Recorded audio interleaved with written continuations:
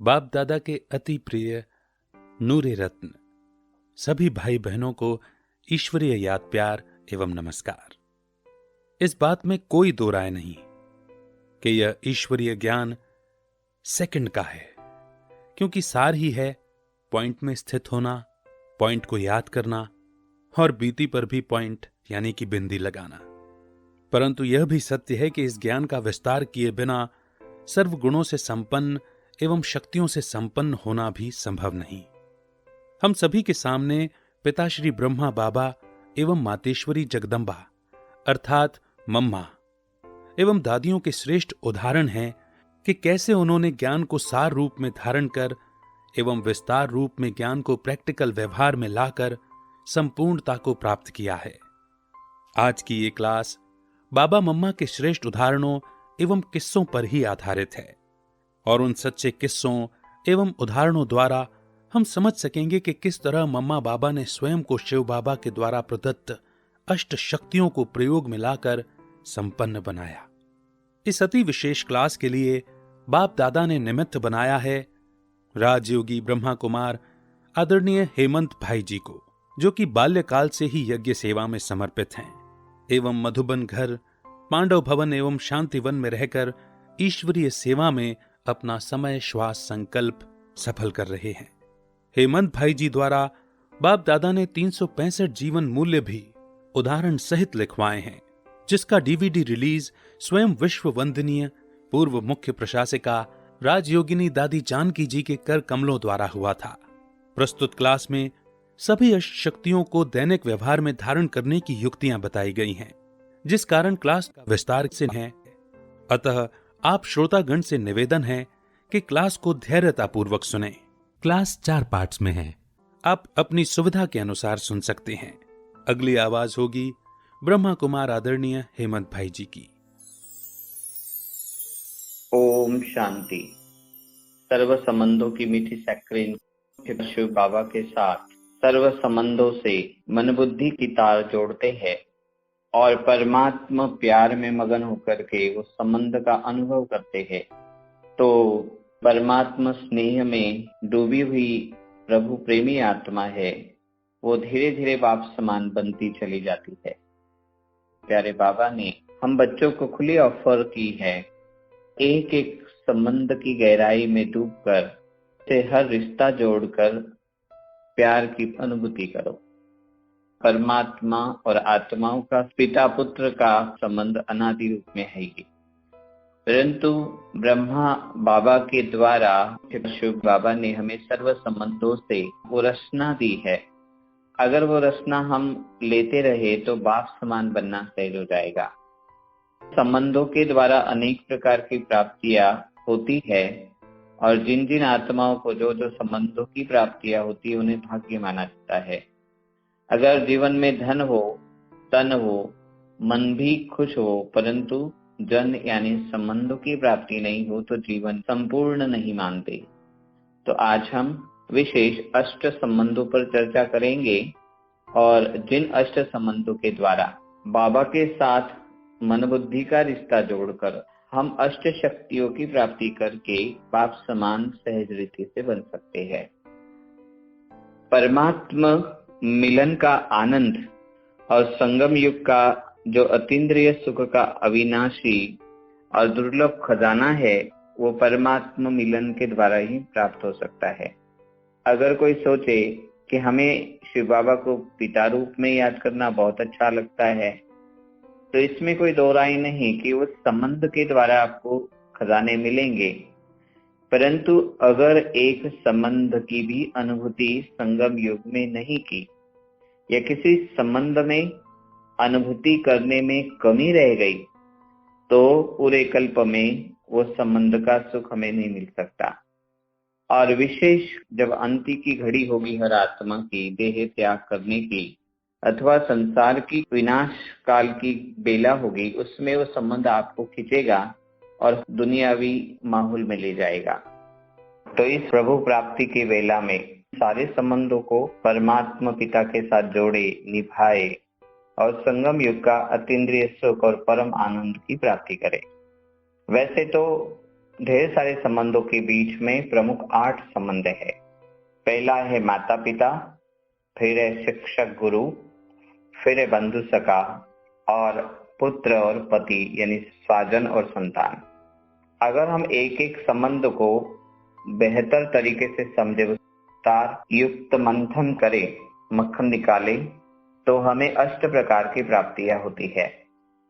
पहले हम परमात्मा से जिस रिश्ते से मन बुद्धि को जोड़ करके जो रस लेना चाहते हैं, तो उस संबंध का स्वमान हमें धारण करना होगा। इसलिए पहले हम स्वमान शब्द को भली भांति समझ लेते हैं। क्या है स्वमान? स्व प्लस मान मिल करके ये शब्द बना है स्वमान। वास्तव में इस शब्द में ही स्वमान यानी अंग्रेजी में जिसे सेल्फ रिस्पेक्ट कहते हैं, स्वयं को मान देना हिंदी में कहेंगे, उसकी धारणा का गहरा राज समाया हुआ है। अब स्वमान को हम थोड़ा धीरे धीरे समझते कि क्या है स्वमान।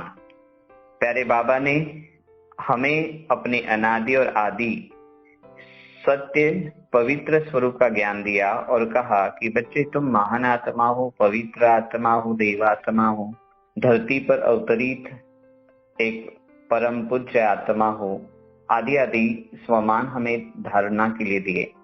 अब बाबा ने जो स्वमान दिया है तो उसे हमें पहले मानना होगा। बाबा ने जो मुझ आत्मा के प्रति कहा, शिव भगवान वाच, कि आप परम पूज्य आत्मा हो, तो स्वयं को बहुत प्यार से दिल से स्वीकार करना होगा कि मैं परम पूज्य आत्मा हूँ। अब मैंने मान लिया खुद को कि मैं परम पूज्य आत्मा हूँ, पर वर्तमान में जो मुझ आत्मा का स्वरूप है, जो मेरी तमो प्रधान अवस्था है, उसमें मेरा दिल नहीं मानता।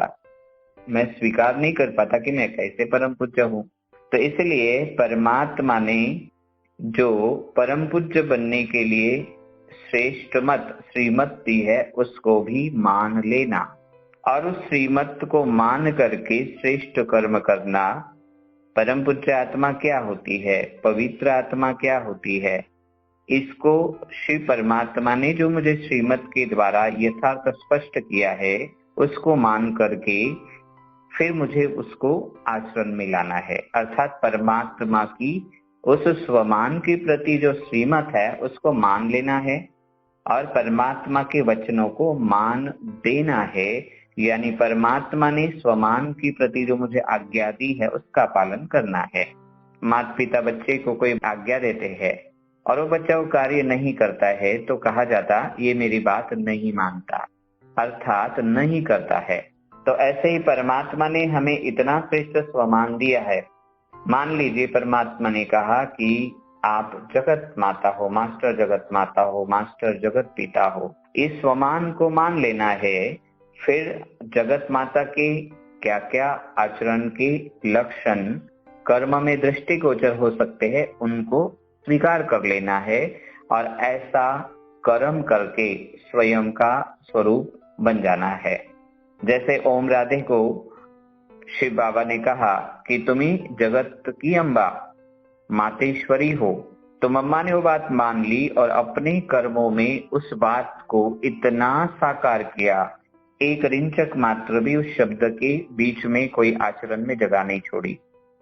तो स्वयं को मान करके धारणा मूर्त बन करके मम्मा ने वो रूप साकार किया।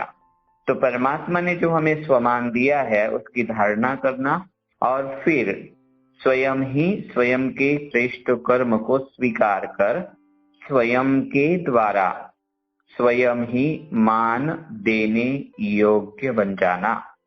तो स्वयं श्रेष्ठ कर्म करके मैं श्रेष्ठ आत्मा हूँ, पवित्र आत्मा हूँ, ये मान करके वो आचरण में ला करके वैसा कर्म करना और फिर स्वयं ही स्वयं के नजर में स्वयं के द्वारा मान देने के योग्य बन जाना, ये है स्वमान की धारणा करना। भक्ति मार्ग में हमने अवमानना की, विकारों में गिरे, पतित बने और खुद को हम स्वीकार ही नहीं कर पाए। इसलिए आरती में क्या गाया, मैं छल कपटी कामी पाप हरो देवा। देवताओं की महिमा की पर एक तरफ स्वयं की अवमानना की, क्योंकि स्वयं के कर्मों में वो पवित्रता की ऊंचाई नहीं थी। वो परम पूज्यता की निशानियां नहीं थी, इसीलिए हमने स्वयं को स्वीकार नहीं किया। अब स्वमान कई ब्रह्मावस्तु क्या करते हैं, 108 बार लिखेंगे मैं सर्वशक्तिवान आत्मा हूं, मैं सर्वशक्तिवान आत्मा हूं, पर वो शक्ति हमारे अंदर धारण नहीं होगी तो रटने से हम स्वमान की जो शक्ति है वो प्राप्त नहीं कर पाते। तो स्वयं को मान करके परमात्मा ने जो स्वमान दिया उसके लक्षणों को धारण करके हम अपने नजर में ही स्वयं का रिस्पेक्ट करने के काबिल बन जाए। जब हम अपना चेहरा ज्ञान के दर्पण में देखें, हम अपने कर्मों को देखें, तो हम सहज स्वीकार कर पाए कि मैं महान आत्मा हूँ।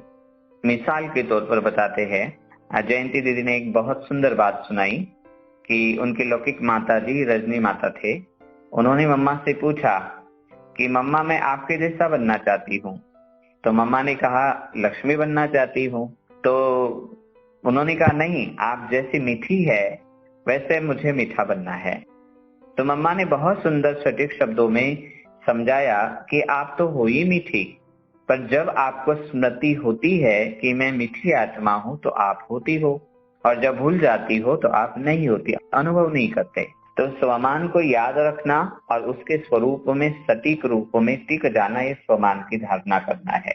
जब हम परमात्मा के साथ सर्व संबंधों की अनुभूति करना चाहते हैं अथवा उससे मंगल मिलन मना करके वो अनुपम प्राप्तियां करना चाहते हैं, तो हमें एक एक स्वमान की धारणा बहुत लंबे समय तक करनी होगी। अर्थात संकल्प में केवल सोचना नहीं है, विचार सागर मंथन नहीं करना है, पर मेरे बोल उस स्वमान के अनुकूल निकले, मेरे कर्म उस स्वमान को प्रकट करने वाले हो, तो मैं ऐसा स्वमान का स्वरूप बनकर स्वयं ही मेरा रूप उस स्वमान का एक प्रतीक बन जाए। यह है स्वमान की धारणा करना।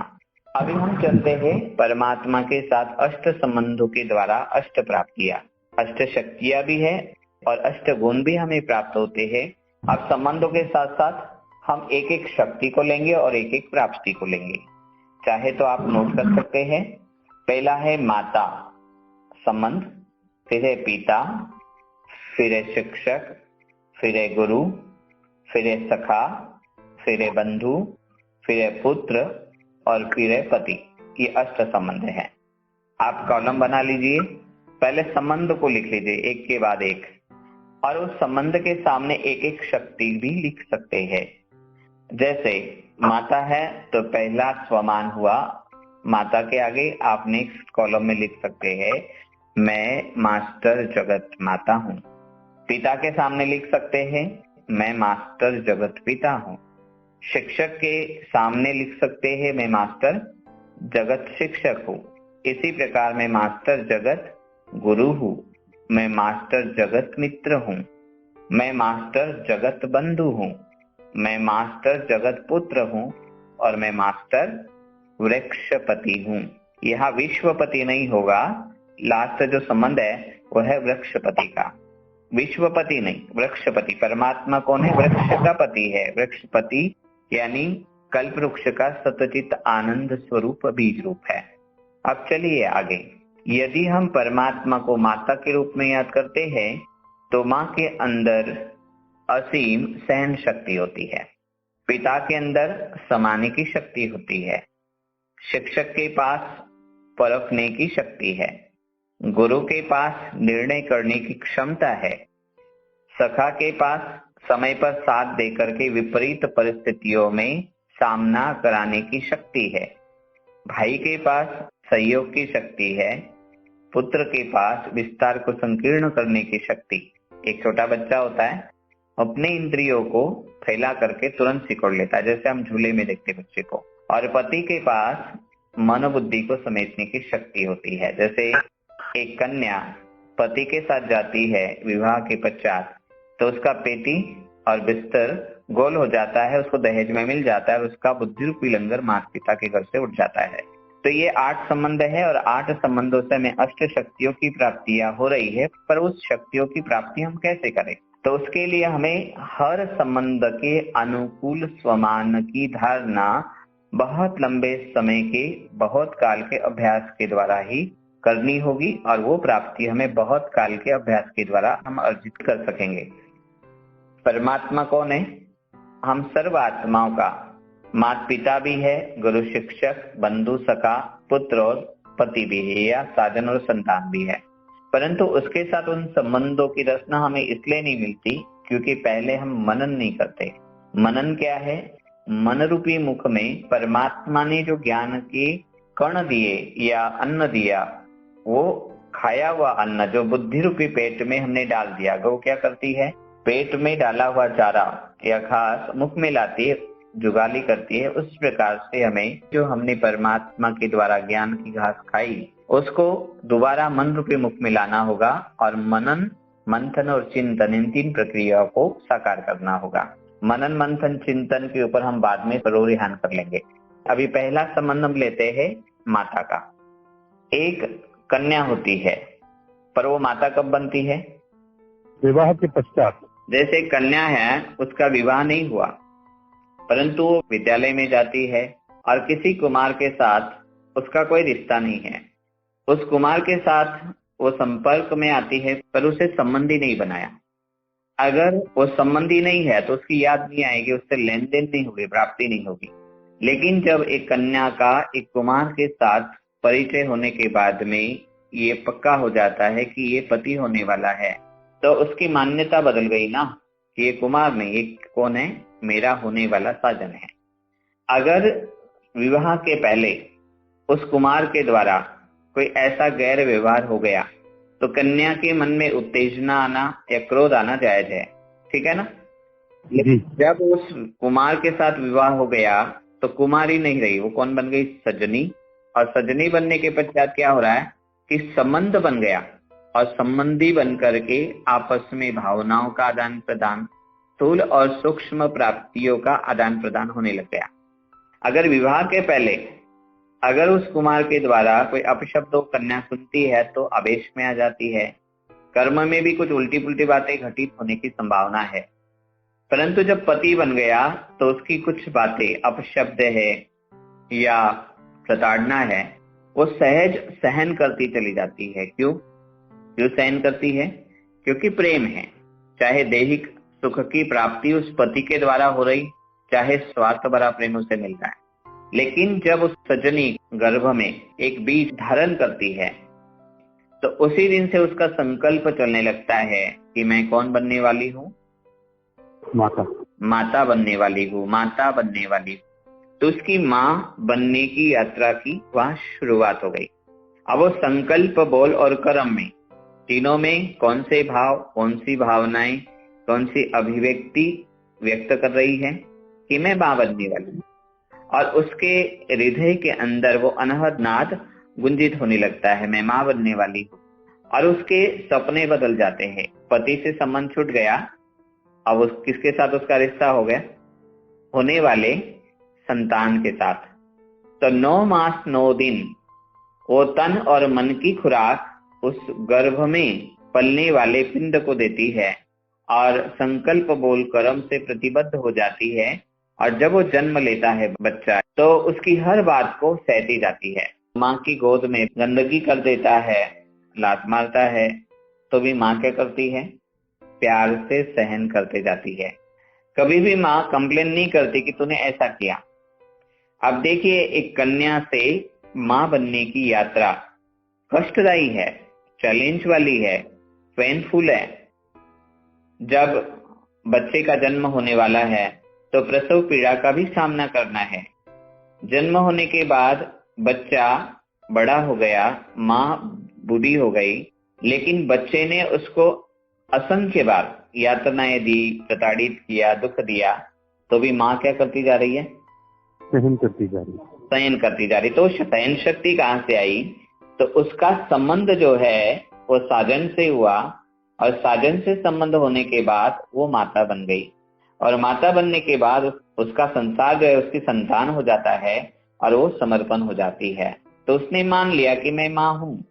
छोटा बच्चा है, गलती करेगा, इसको समझने की अभी शक्ति नहीं है, इसके अंदर वो ज्ञान नहीं है, अबोध है, बोध नहीं है। इसके कारण उस बात को एक्सेप्ट करके वो सहती जाती है। तो उसने स्वीकार कर लिया ना, साजन को भी स्वीकार कर लिया, जैसा है वैसा है, तू मेरा है और मैं जैसी हूँ वैसी हूँ तेरी हूँ। साजन को भी उसने कह दिया। तो जब उसने स्वीकार कर लिया तो स्वीकार करने के बाद में सहन करना मुश्किल लगता है उसे या सहज लगता है? सहज लगता है। सहज लगता है। तो उसने क्या किया, खुद को मान लिया कि मैं माँ हूँ, और मान करके माँ के क्या कर्तव्य है, माँ की क्या जिम्मेदारी है, उसको अतिरिक्त रूप से बताने की आवश्यकता रही नहीं रही। प्रकृति ने भी उसको साथ दिया, और आत्मा के अंदर जो प्रेम का गुण है, जो क्षमा का गुण है, जो ममता है, वात्सल्य भाव है, वो बरसती जाती है। तो इसी प्रकार अगर हमें सहन शक्ति बढ़ानी है तो पहले हमें परमात्मा के साथ आत्मा का साजन सजनी का संबंध जोड़ना पड़ेगा। परंतु मुझे सहन शक्ति चाहिए तो साजन परमात्मा को याद करने के बाद, परमात्मा कौन है? सारे संसार का पालनहार है। साजन माना पालना करने वाला, रक्षण करने वाला। तो परमात्मा कौन है? जगत पिता है। जब मैं उस परमात्मा जगत पिता की सजनी बन गई तो मैं जगत की कौन बन जाऊंगी? माता। माता बन गई। तो जगत की बातों को मुझे क्या करना है?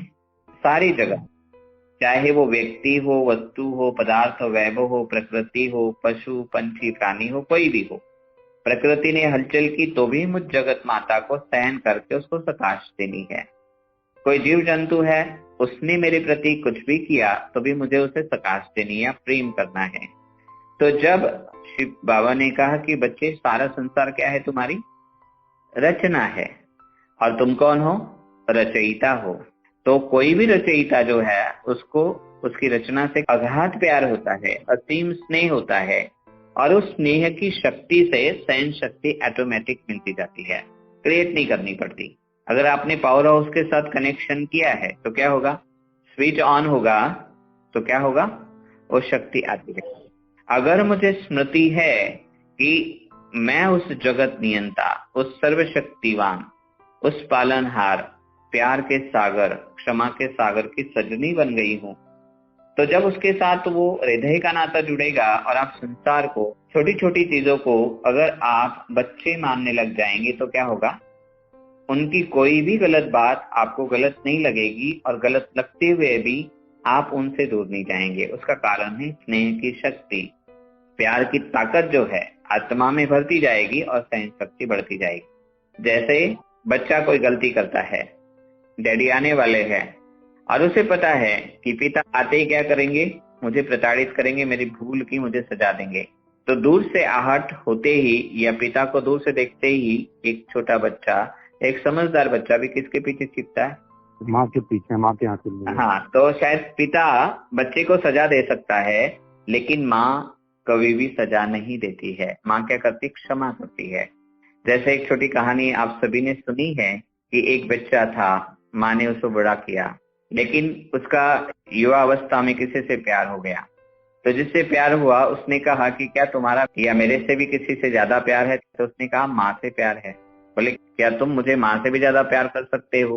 बोले कर सकता हूँ। तो बोले तुम्हारी माँ का कलेजा यानी दिल लेकर के आओ।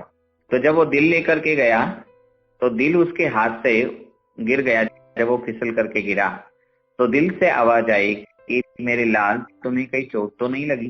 तो ये है माँ का दिल। तो माँ का दिल क्या करता है कि बच्चे के असंख्य अपराधों को, अक्षम्य भूलों को भी क्षमा करता है।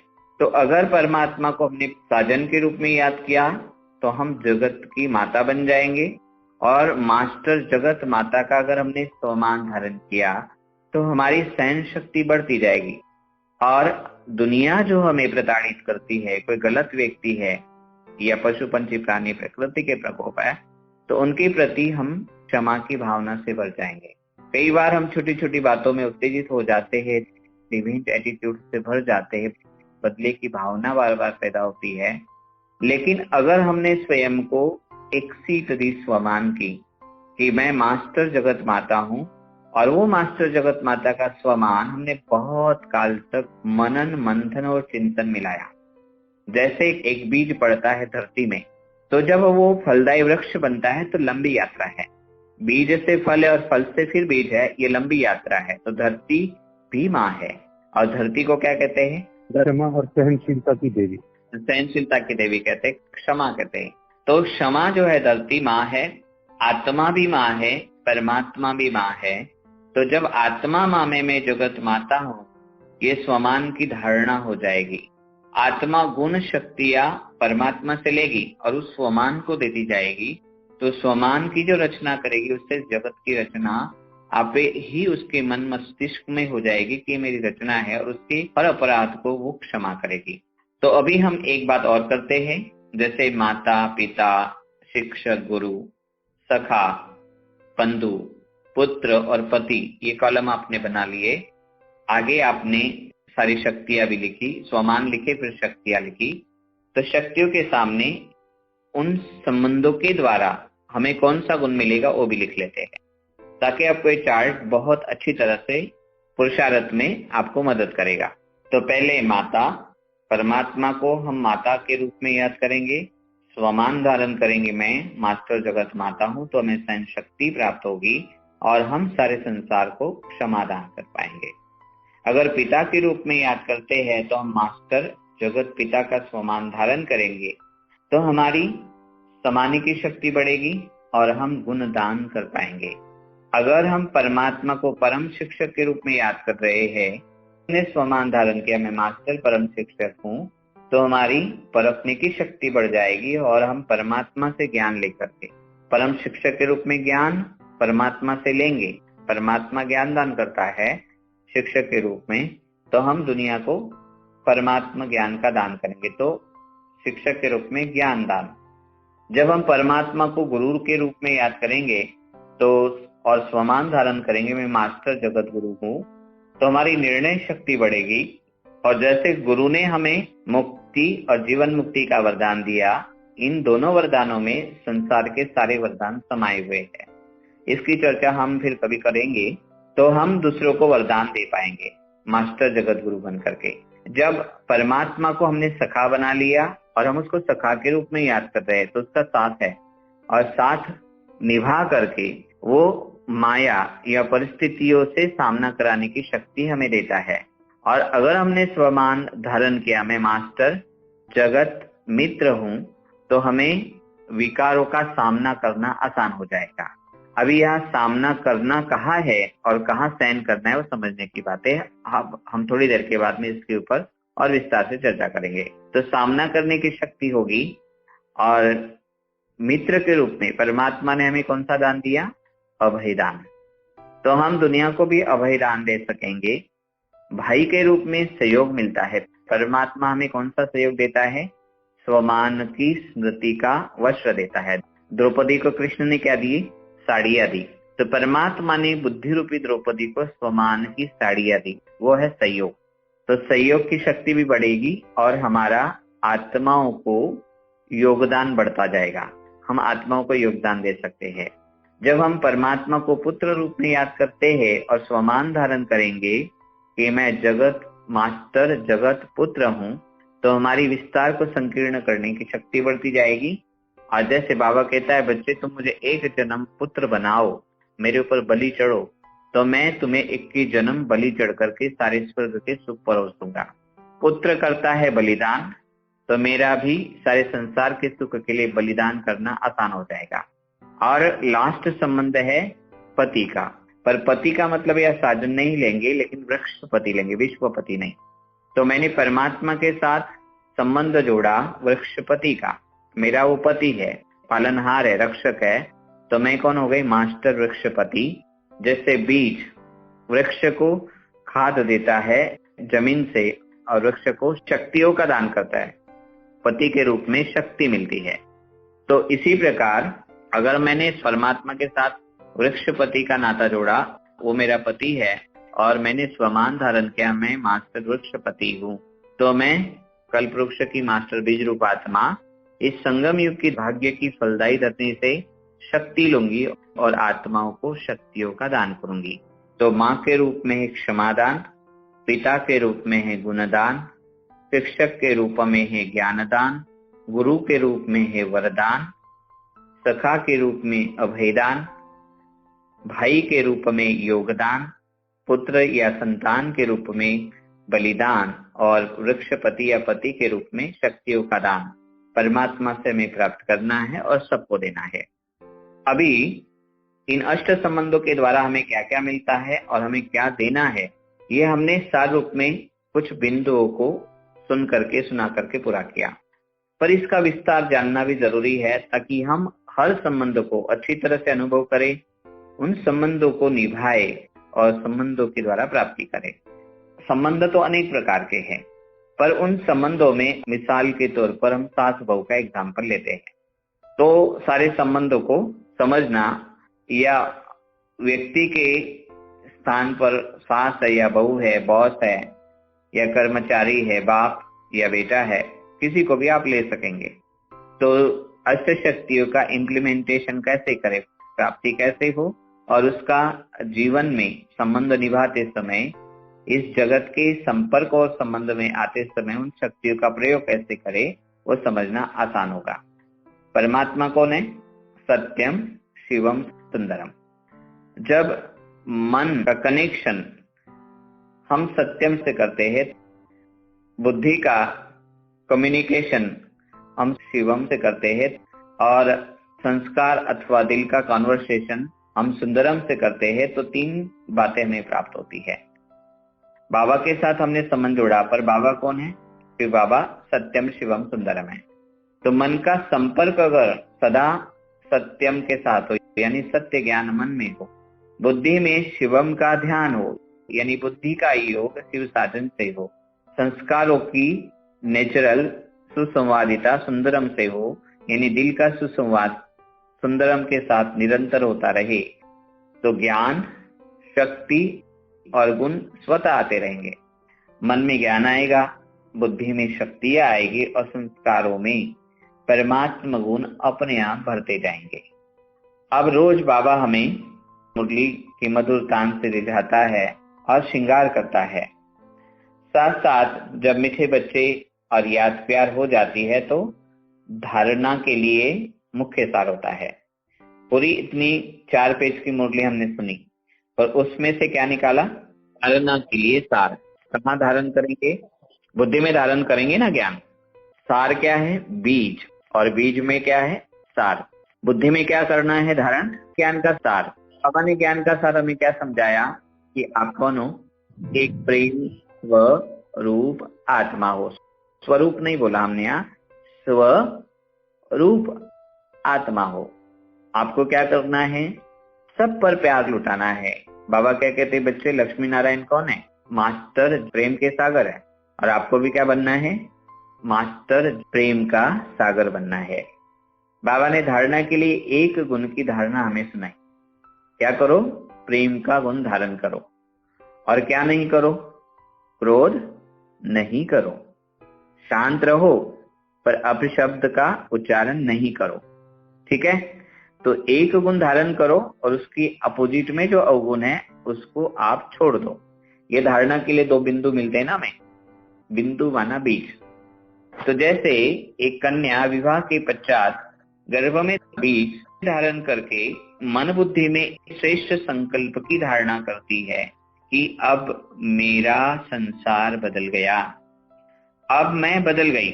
मैं सजनी थी, विवाहित सजनी बन गई, उसको नशा है कि मैं बड़े पैसे वाले की सजनी बन गई, तो नशा उसके अंदर आ गया।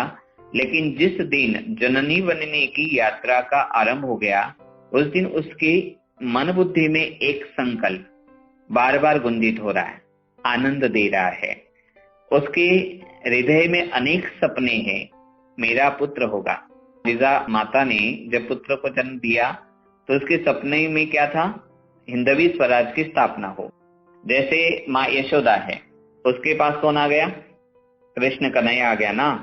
तो उसने उसको माखन खिलाया और उसको बड़ा किया। देवकी ने तो जन्म दिया, पर माँ यशोदा ने क्या दिया उसको? यश यानी सफलता दी। तो उस सफलतादायी श्रेष्ठ संकल्प ने उसका संगोपन किया, उसकी पालना की कृष्ण। तो मन कौन है? कृष्ण ले लीजिए। बुद्धि कौन हो गई? माँ हो गई। बुद्धि रूपी बेटी भी कह सकते, पर यहाँ माँ लेते हैं। तो बुद्धि रूपी गर्भ में एक श्रेष्ठ संकल्प मैंने धारण किया। मैं कौन हूँ? जगत माता हूँ। अनादि रूप में जाएंगे तो पिता पुत्र का संबंध है। शिव पिता या परमात्मा मुझ आत्मा का परम पिता है। लेकिन जैसे साकार जगत में मैं आत्मा आई हूँ तो मेरा सारे जगत के साथ रिश्ता हो गया। जगत माता का अब मुझे उन रिश्तों को बखूबी निभाना है, मुझे अपना जगत माता का पार्ट बजाना है।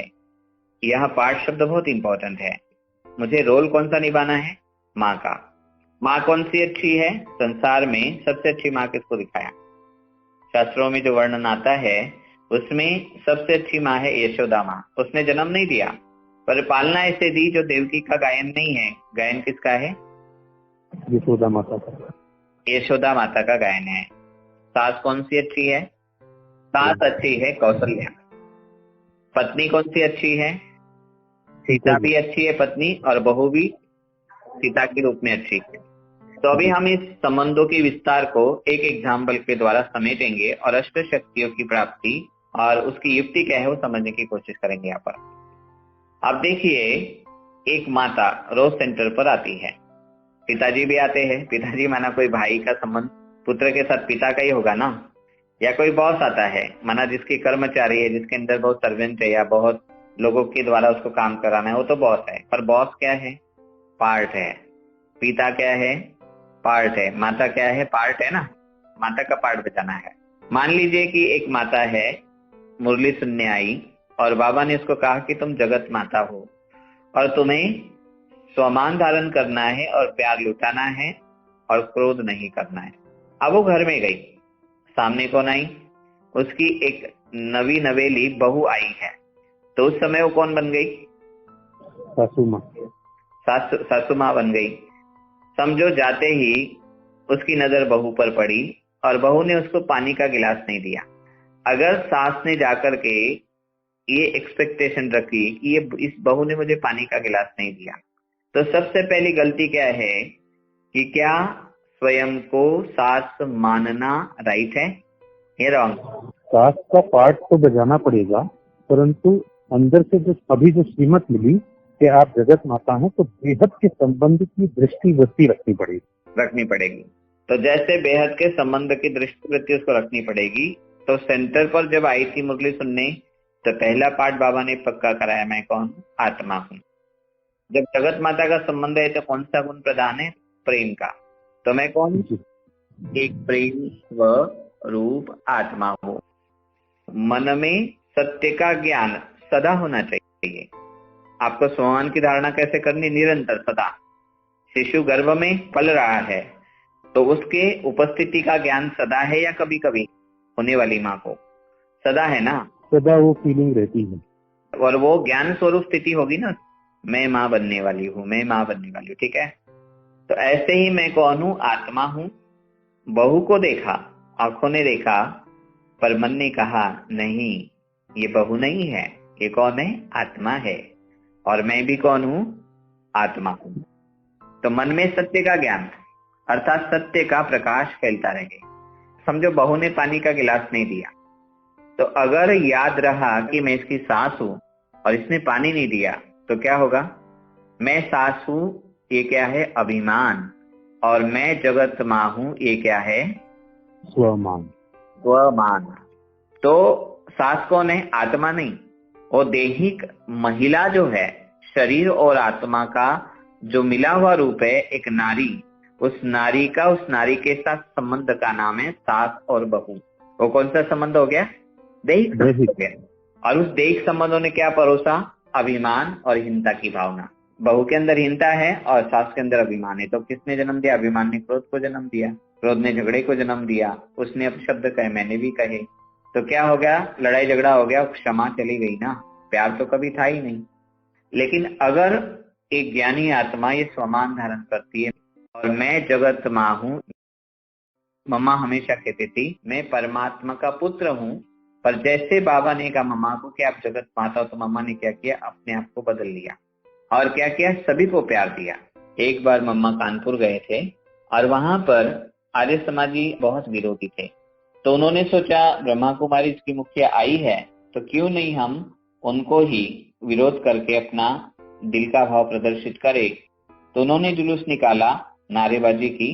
जब मम्मा थी वहां आ पहुंचे, परंतु उनको जैसे तैसे रोक दिया।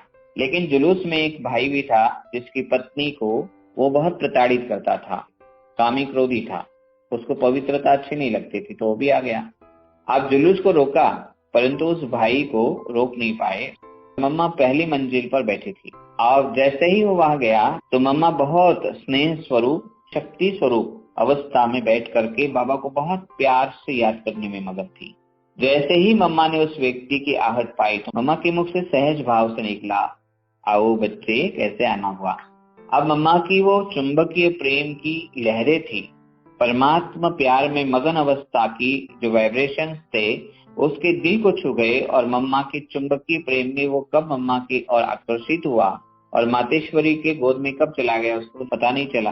परंतु जैसे ही वो व्यक्ति नीचे आया तो उसने बहुत गजब का उत्तर दिया, ये ब्रह्मा कुमारियां कैसे भी है, पर इनकी मम्मा बहुत बहुत अच्छी है। अब देखिए कहाँ कामी और कहाँ क्रोधी, परंतु माँ की गोद में चला गया, आगे चल करके वो बाबा का पक्का बच्चा बन गया। तो मम्मा कन्या थी, कोई विवाह नहीं हुआ, परंतु तन और मन दोनों का आकार बदल गया, विशाल बुद्धि हो गई, हृदय उदार हो गया और सभी को माँ की बात सुना दी। तो समझ लीजिए कि एक माता घर में जाती है, बहू पानी का गिलास नहीं देती है। एक पिता ज्ञान में चलने वाला घर में जाता है, बेटा बात नहीं मानता है। एक बॉस है ऑफिस में जाने वाला जो ज्ञान में चल रहा है, कर्मचारी उसकी बात नहीं मान रहे। तो अपने अपने कर्म क्षेत्र पर जाने के बाद में सबसे पहली कौन सी शक्ति की आवश्यकता है? सहन शक्ति। सहन शक्ति की। पर क्यों नहीं हो रही है? क्योंकि देहभान काम कर रहा है और अभिमान आ रहा है, अहंकार आ रहा है और उस अहंकार के द्वारा हमारी शक्तियों का हरण हो रहा है। जो विकार है वो हमारी शक्तियों की चोरी कर रहे हैं, ठीक है ना, लीकेज कर रहे हैं, तो नहीं हो रहा है।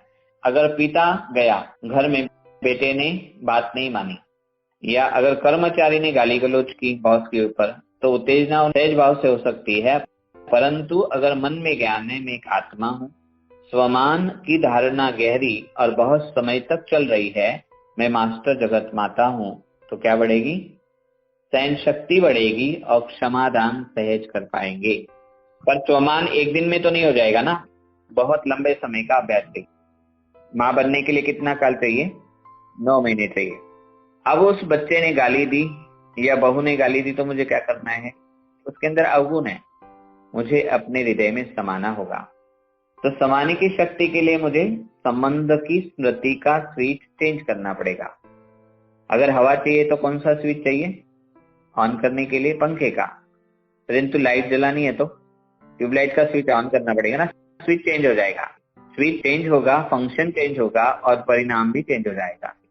अब वो व्यक्ति जो बहू के रूप में पार्ट बजाने वाली व्यक्ति है, कर्मचारी के रूप में, बॉस के रूप में, बेटे के रूप में, गुस्सा करने वाला पिता के रूप में कोई व्यक्ति मेरे सामने आया, उसने गाली दी या मेरी कही हुई बात मानी नहीं, पानी का गिलास नहीं दिया, तो मुझे गुस्सा आया। पर बाबा ने क्या कहा? धारणा के लिए 2 बिंदुओं में प्रेम करना है, पर क्या नहीं करना है? क्रोध नहीं करना है। अभी हम 2 ही बातें लेते हैं, शांति, प्रेम, और इधर क्रोध। क्रोध नहीं करना है, क्रोध आएगा। अब उसकी बात अगर मैंने जाकर के दूसरे तीसरे व्यक्ति को बताई, मैं सास हूं, 10 बार सहन की, पर पुत्र को मैंने बात बता दी, तो पुत्र क्या करेगा? 2-4 दिन सुनेगा या उसके घर तक बात जाएगी, वो अपने माता पिता को ले आएगी। तो सहन तो किया पर समाया नहीं तो क्या होगा? लड़ाई झगड़ा होगा ना। तो समाने के लिए स्वमान कौन सा लेंगे? मैं मास्टर जगत पिता हूं। माँ अपने दिल की बातें दूसरे को सुना देती है, पत्नी सुना देती है, पर एक संबंध ऐसा है जो दिल की बात किसी को भी नहीं सुना सकता। वो कौन सा संबंध है? घर का मुखिया जो पिता होता है, वो अपना दिल का दर्द किसको बयान नहीं कर पाता, वो समाता जाता है। इसलिए पिता को सागर कहा गया और धरती को माता कहा गया। तो शिव बाबा को किस रूप में याद करेंगे? वो मेरा पिता है, मैं कौन हूँ? पुत्र हूँ। वो मेरा जगत पिता, उसने क्या किया? सागर सम हृदय में मेरी उलुल जुलुल बातें, मेरी गलतियां संभाली। सागर में क्या है?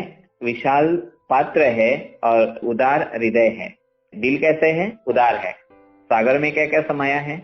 सांप, बिच्छू, टिंडन, मगरमच्छ है, वेल मछलियां है, सब कुछ समाया हुआ है।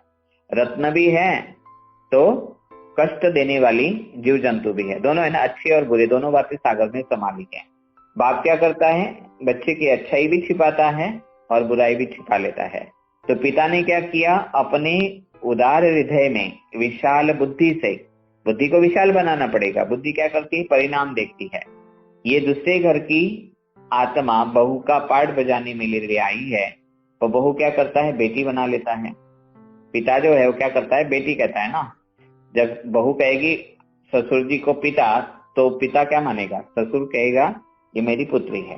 तो ससुर जी ने क्या किया कि पिता बन करके उस बहू की बातें संभाली, लड़ाई झगड़े खत्म हो गए। तो सहन शक्ति और समाने की शक्ति की पेयर है, और संबंधों में भी जोड़ी है माता पिता।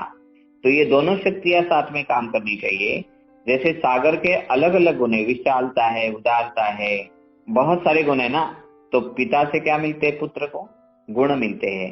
जैसा बाप वैसा बेटा कहते हैं। तो जैसा पिता वैसे पुत्र। तो शिव बाबा से क्या करो? शिव बाबा को पिता के रूप में याद करेंगे, मैं मास्टर जगत पिता हूँ, और बहू कर्मचारी या बेटा नहीं है, ये बहू का पार्ट बजाने वाली आत्मा, ये बॉस का या बिगड़ेल कर्मचारी का पार्ट बजाने वाली आत्मा मेरी क्या है? रचना है, मैं इसका पिता हूँ। तो मेरा काम क्या है? शिव बाबा से गुण लेना और इसे व्यवहार में गुणों की धारणा करके गुणों का दान करना। कोई कहेंगे मैं बॉस हूँ, मेरा कर्मचारी बहुत काम ही नहीं करता है, परंतु अगर आपने पिता बन करके उसकी भूलों को माफ किया, उसको डांटा नहीं, दूसरे दिन अच्छा काम करने पर प्रोत्साहित किया, उसकी भूल प्यार से बताई, तो कोई कर्मचारी है जो डर के मारे जो काम नहीं करता था, हड़बड़ा जाता था, परंतु प्यार से उसके दिल में बात समाएंगे तो उसके अंदर क्या होगा? उस बॉस के प्रति एक न एक दिन वो भावना पैदा हो जाएगी कि मेरा बॉस कितना अच्छा है, मेरी सास कितनी अच्छी है। समाने का परिणाम होगा। तो पिता बन करके क्या करना है? गुणों का दान। ओम शांति।